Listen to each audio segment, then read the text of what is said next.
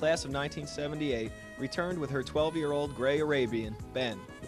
And Rick Paleri, class of 73, returned with a collection of unusual musical instruments and the ability to play them all. Also, this week, we'll meet Phyllis Noar, the new president of the Friends of the Library. We'll stop in at the Senior Center for a luncheon in honor of the volunteers who deliver hot lunches to the homebound in East Brunswick. And we'll also meet the school system's acting athletic director, Frank Noppenberger. On Consumer Aware, Adrianne Eisner cautions against the use of Retin A as a wrinkle reducer. This week's Township Council meeting was canceled because of the death on October 7th of Councilman Lou Becker. We'll end tonight's show with an excerpt from a recent interview with Councilman Becker. Next week on Channel 8, Lenore Kulik shows how to improve stamina with aerobics on Look Great, Feel Great at 10 o'clock Monday morning. At 10:30 Monday morning, it's Stories from the Library for preschoolers. Tuesday night's lineup includes Psychology in Action at 7, You and Your Money at 7:30, and Business Bylines at 8. Wednesday night at 7:30, Spotlight on Education features a retrospective with Superintendent of Schools, Dr. Joseph Sweeney. And at 8 Wednesday night, 18 focuses on heavy metal music. We'll return at 7 and 8 next week with another edition of This Week in East Brunswick. At 7:30 Thursday night, Ken Shalhoub speaks with pathologist Dr. Paul Smilo on Let's Talk Health. Check the Channel 8 program guide for sports and recast information. Ben's much shorter than his competitors. He's not built for the stress of dressage, and he has arthritis in his hocks. But Cindy Glazer, Ben's owner, says he's smart and he likes to please. That's why she's been riding him for the last 8 years. Cindy, an assistant prosecutor from Middlesex County, and Ben, her 12-year-old Arabian, were invited to Central School by Cindy's mother, Mrs. Shirley Glazer. Mrs. Glazer, a township teacher for 19 years, asked her daughter to give the children of Central School a dressage demonstration. Cindy introduced Mrs. Glazer's first grade class to Ben personally. She said that Ben is a real ham and wonderful with children. She told all of the children that Ben had gone to college with her. Cindy worked with him in Rutgers' Student Ranger program. Mrs. Glazer first invited Cindy and Ben to Central School 2 years ago. She thinks that living and learning with animals is an important part of life. She wants the children to appreciate the discipline required for teaching and learning, and to impress them with the fact that learning never stops. Her daughter emphasized this philosophy. I got him when he was just a little bit older than 4, and I trained him myself with the help of a lot of other people. I've been riding for 19 years, about. And I've been taking lessons all that time. Now you may think that after 19 years I should know just about everything there is to know, right? Wrong. The important thing to realize is that you never stop learning. The woman that I take lessons from, in fact I take lessons from 2 women, and both of them still take lessons, and the people they take lessons from still take lessons. And the woman that my trainer takes lessons with was on the Olympic team this year, and she still takes lessons. So we've been taking lessons for 19 years, and we're still learning. Ben's still learning. We're showing now what's a type of riding called dressage. And that's, have any of you ever seen the Spanish riding school, the white horses they call the Lipizens? Yeah? Well, that's what dressage is. I'm just going to walk him a little while we're talking. It's a series of special movements that you learn to do with the horse, and it's just like going to school. You go through levels, and in order to get to the next level, you have to pass the first one. So Ben's now at 2nd level. We started at training level, which I guess you could sort of describe as being like 1st grade in school. Now, let me tell you about some of the stuff that we're wearing. How about if I start at the bottom up? Now, I know some of you all were here last year and the year before, so can anyone tell me what these bandages on his legs are for? In the gray sweatshirt?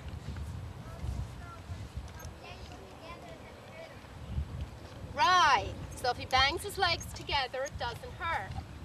And you'd think that a horse shouldn't bang his legs together, right? But some of the things that you do in dressage require a horse to cross his legs over. So why don't I show you one of those things right now? It's called a turn on the haunches. Now let's see if we can do it right, and if we don't, I'll tell you why we did it wrong. But watch his legs. Over.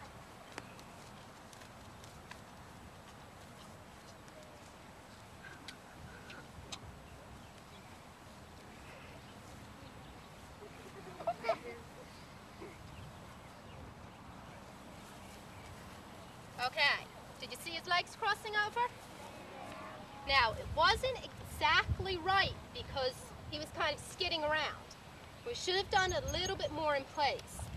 But that's why we wear those bandages. There's also another reason why we wear those bandages. And they're related to those jumps. Can anyone guess why? On the gray pants? In case if the bottom of his legs hit the board. Very good. If he hits the jump, he won't cut his legs with these bandages. Now, the thing on his head is called a bridle. And that's how we control him. And you see this special nose band here? That's called a figure 8. Cindy went on to explain the workings of the bit and reins. She demonstrated the collected and working trot and took a few jumps. She said that she and Ben jumped for fun.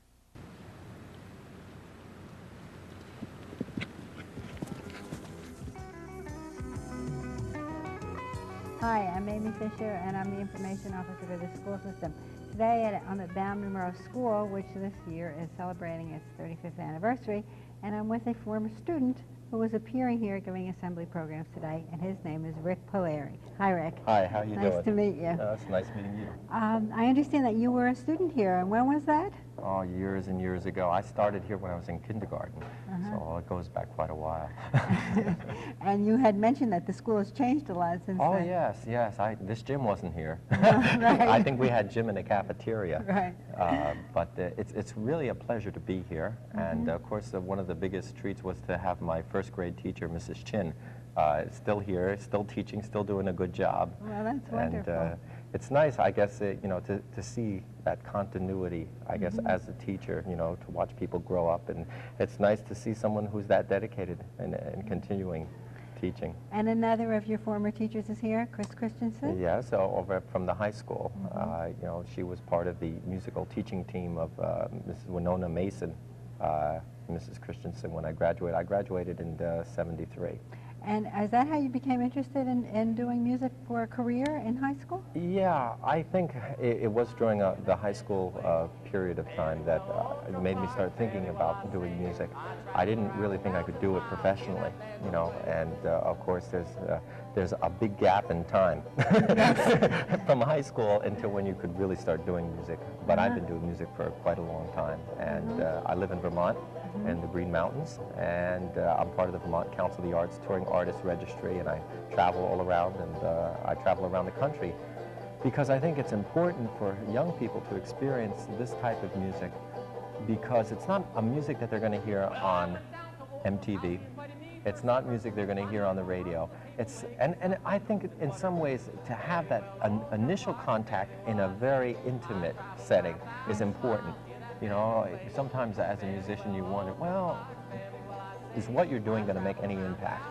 I think it does. I think it takes a long time. It might not be until these kids are in college that they say, folk music. I remember some guy who came in and played the banjo, and Well, that's what it's all about. They certainly seem to be really interested in your first assembly. Well, you have to put out a lot of energy for kids. And you do. You have to show them that, what this music is all about, that it's a people contact type of music. It's not some kind of music where they're going to just sit and listen and politely clap.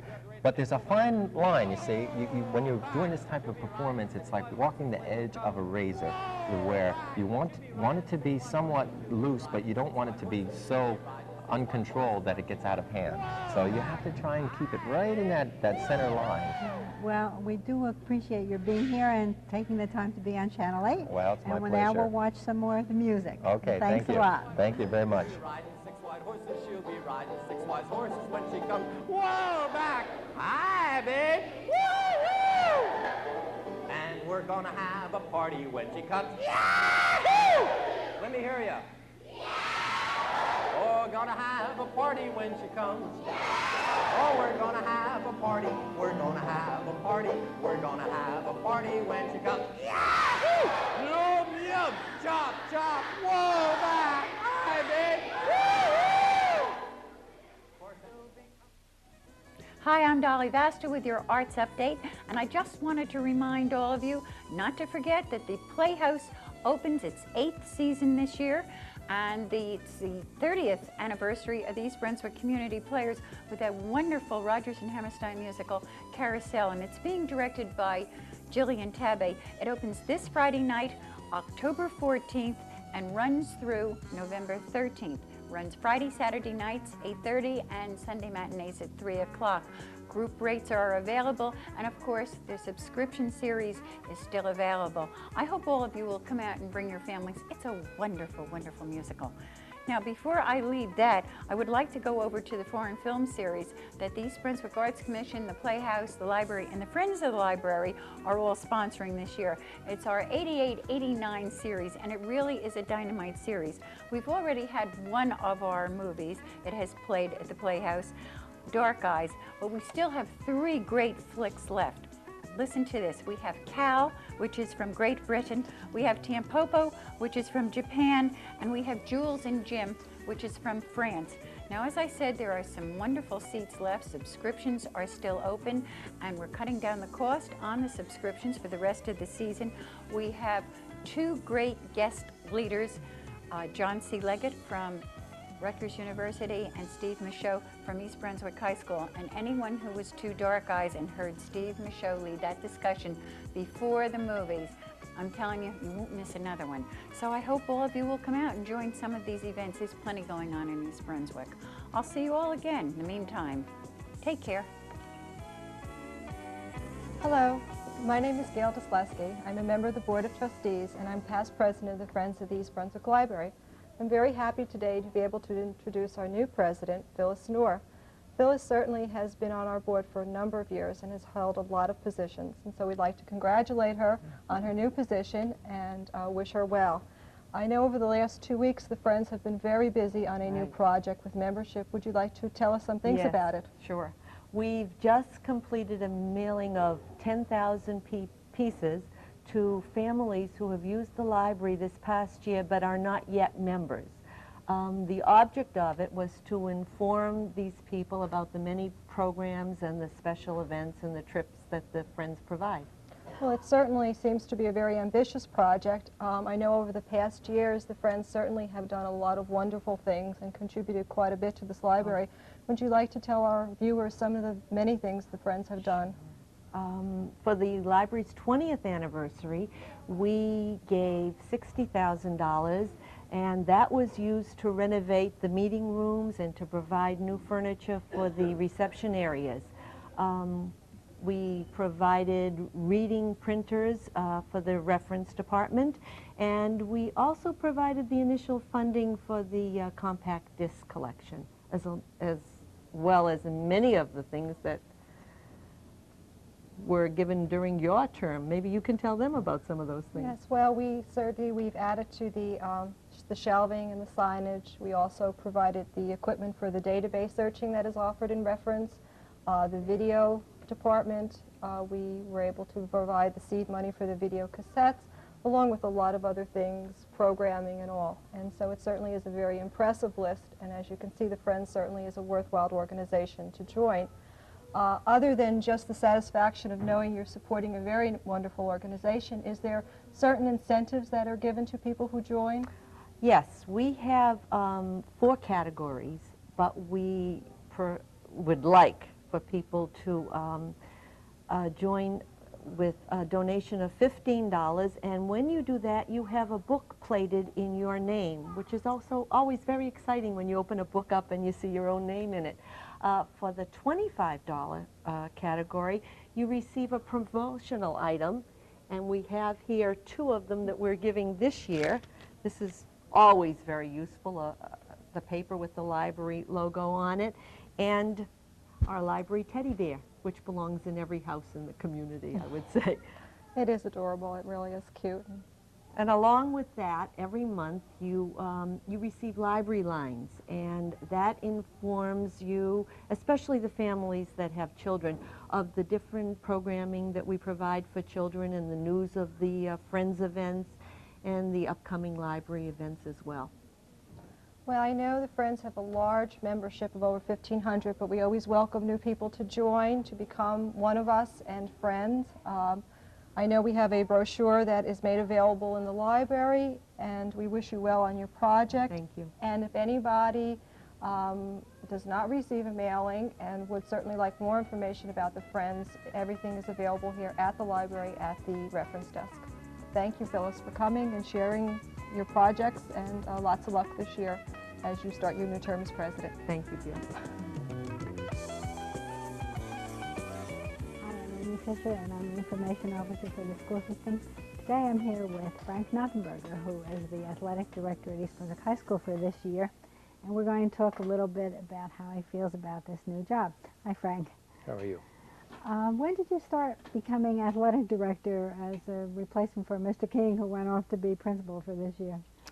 Mid-July is when I started my duties, and the first few things we had to do was the budget. We had to set up schedules for the year, bus schedules, get ready for physicals, and prepare a newsletter to get sent out to all the student athletes who have participated in the last year and the upcoming year. We send out the schedules of all our teams. So this is the first time in a long time you haven't been in a classroom, right? You were a phys ed teacher. How do you feel about not being a teacher this year? Well, this is my 12th year at East Brunswick High School, and as you said, I was either in the classroom or teaching phys ed at the same time.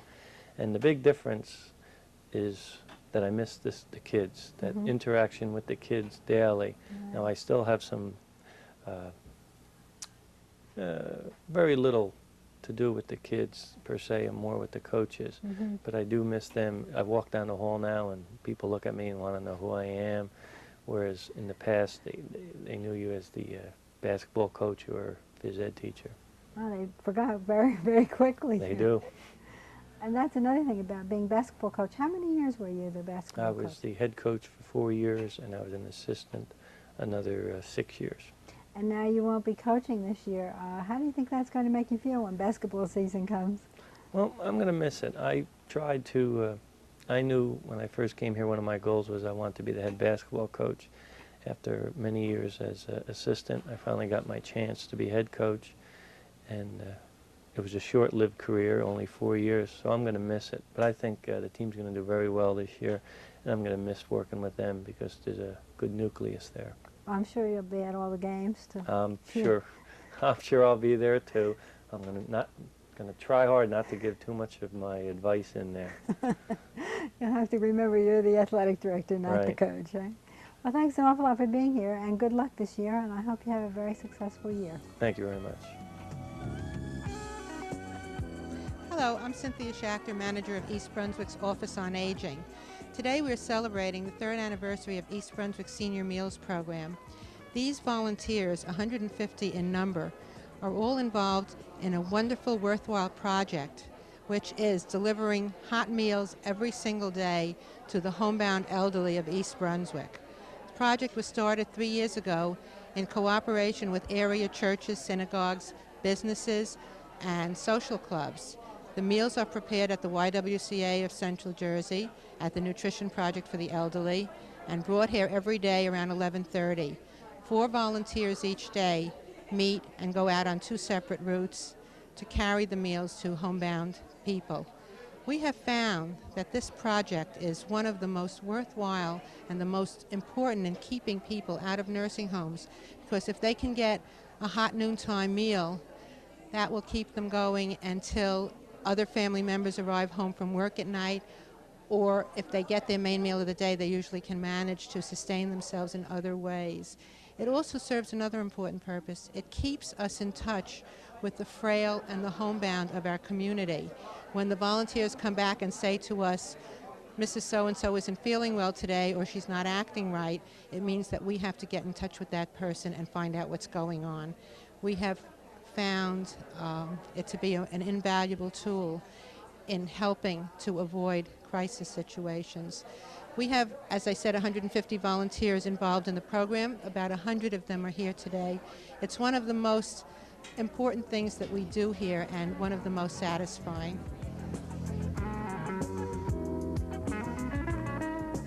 Hello, and welcome to Consumer Aware. I'm Adrianne Eisner, Director of the East Brunswick Consumer Affairs Office. The Food and Drug Administration is cautioning consumers about the indiscriminate use of the prescription acne drug Retin for wrinkles, as well as about purchasing watered-down, illegal versions and imitations. The FDA has also announced a nationwide crackdown on unlicensed manufacturers who have begun to advertise and distribute bogus Retin drugs. The problem is threefold. First, Retin itself has not undergone proper long-term testing for use as a wrinkle cream, and the present formulation is known to cause some adverse local effects such as severe swelling and peeling. Second, a few dermatologists, pharmacists, and unlicensed manufacturers are compounding, promoting, and selling products represented to be Retin, but which may contain different amounts of the active ingredient than what has been approved for Retin. Third, some products are clearly put out to simply look like or have names similar to Retin, but contain none of the active ingredients. These are generally sold as cosmetics and can be very expensive. Retin is manufactured by Ortho Pharmaceutical Corporation of Raritan, New Jersey, and is approved for use in treating acne. For this use, it is generally applied to small areas of the skin for limited periods of time. In the past few months, the drug has received nationwide attention because of a research article suggesting that it may reduce or reverse wrinkling due to aging and sun damage. The FDA does not endorse these study conclusions because of the small number of patients studied and the subjectivity of the observations. Unfortunately, according to FDA Commissioner Frank E. Young, consumers have apparently accepted the reports of this one small study and are willing to gamble with Retin and imitation products sold through the mail or in clinics. The FDA is actively investigating a number of firms promoting and selling anti-wrinkle formulas and is initiating regulatory action when warranted.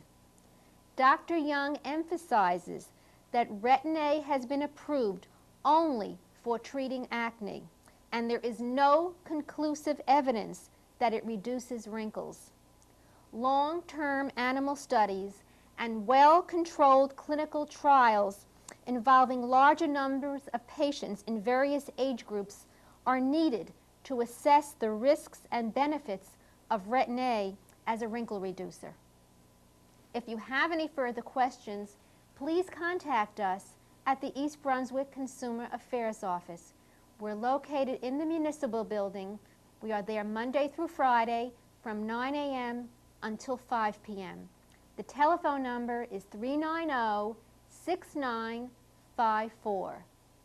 Thank you for joining me on Consumer Aware. See you again next time.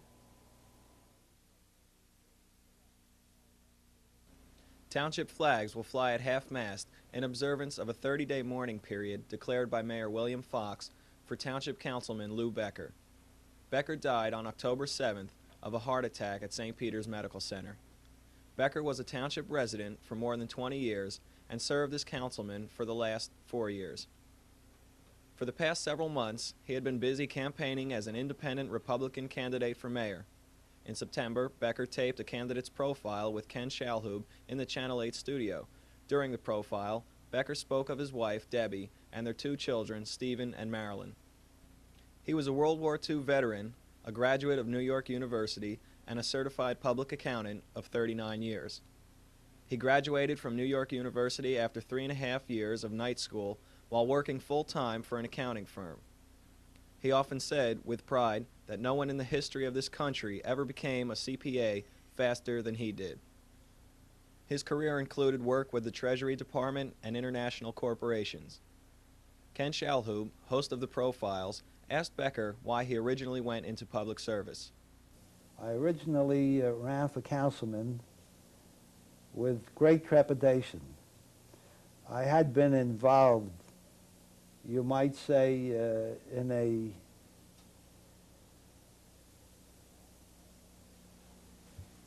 backward fashion, in a sense that I had supported the political parties.